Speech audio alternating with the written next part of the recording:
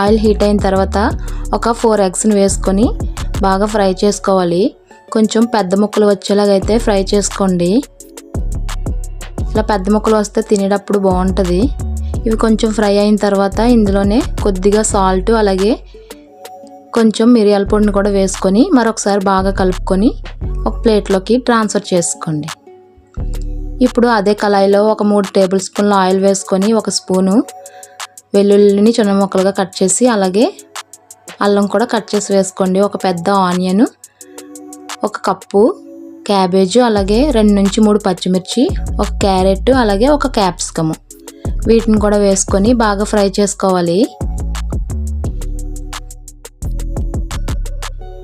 ఇప్పుడు ఈ వెజిటబుల్ అన్నింటిని అయితే బాగా ఫ్రై చేసుకోండి. ఇవి బాగా ఎక్కువ ఫ్రై అవసరం లేదు. ఇందులోనే కొంచెం సాల్ట్ వేసుకోండి.